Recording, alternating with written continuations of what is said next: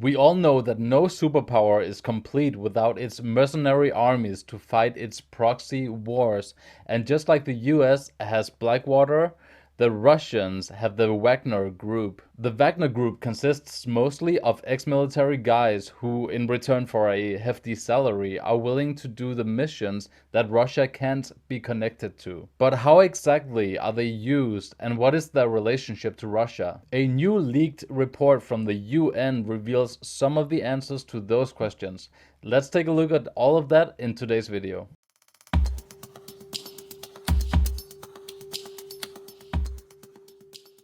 Alright, so the Wagner Group is a military-style mercenary group who basically does the dirty work that the military of Russia can't be connected to. They have ongoing contracts all over Africa, from North Africa stretching all the way down to CAR, Central African Republic. They do have current deployments in South America and the Middle East also, but for this video let's just keep our focus mostly on Africa. This BBC article highlights some of the activities of these groups in Africa, but before I go on, I just want to say it is difficult to dig up information about these groups. Within the last years alone, a few investigatory journalists have ended up dead investigating this group specifically. So this group, just like the equivalent of the US called Blackwater, have an interest in staying away from the light. However, recently a UN report was leaked containing a bunch of information about the activities, specifically about the Wagner Group. So let's take a look at this article together.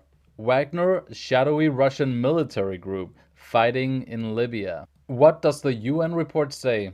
The report was compiled by independent monitors for the UN's Libya Sanctions Committee. It has not been made public yet, but it has been seen by news agencies. It is the first time the UN has confirmed reports of Wagner's involvement in Libya, putting the number of operatives at between 800 to 1,000.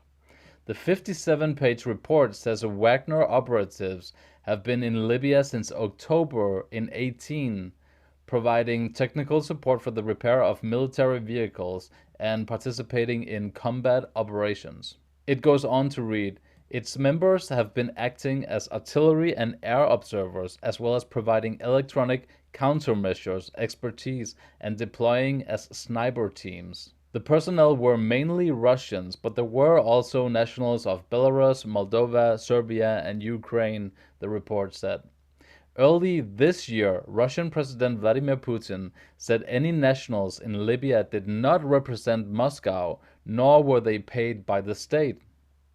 The UN report also says that Syrian mercenaries are fighting alongside General Haftarah. So the UN report is saying that Wagner is working alongside General Haftarah. So why would they be working with him? And exactly what are they getting out of it? Well, it turns out that Libya is the most oil-rich country in all of Africa. And since these mercenaries do not come for free, it's safe to say that Wagner, and thereby Russia, stands to get a cut of the deal if they help General Haftar into power. The truth is that it isn't just Russia through Wagner who are present in Libya. A lot of other countries understand just how much money they could make from the oil in North Africa. The long list includes countries like Turkey, Egypt, Russia, the US, and even France. And don't be fooled, the oil is why these superpowers so desperately want to gain control in the area,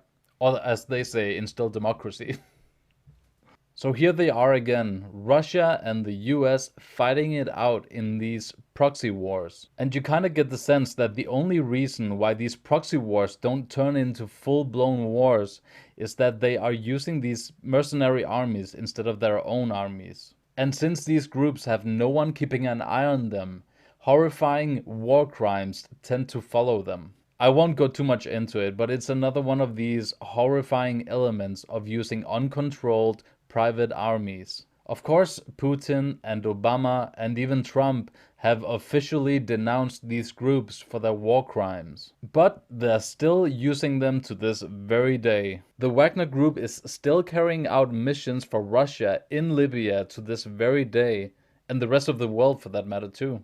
One day, they help a dictator to gain power, and then in return, they receive a contract for the oil that the dictator commands. The next day, they are helping the rebels to overthrow that same dictator because it is no longer profitable for them. Right now, that's what's wrecking Libya and has done so since the early 2010s. Behind these groups are the nations that use them.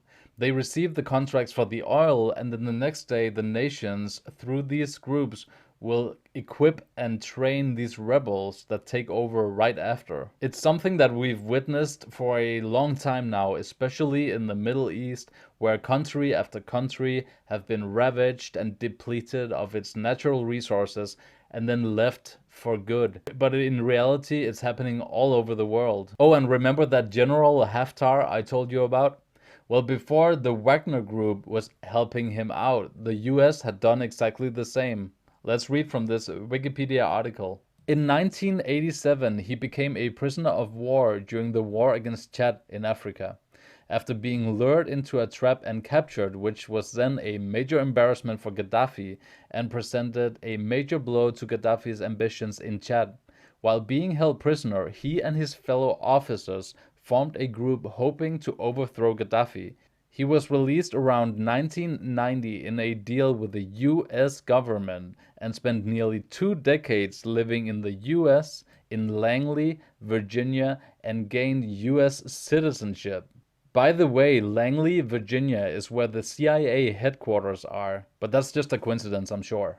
At the end of the day, I'm sure some wars are necessary, but this is something different. It is the superpowers of our world manipulating poorer and helpless countries. They drain the countries of natural resources and then they leave them for dead, and then after they make a PR statement about successful democracy. I intend to do a full Proxy Wars series here on YouTube, so remember to subscribe to the channel if you like the video. Otherwise, thank you so much for watching and have a really good day.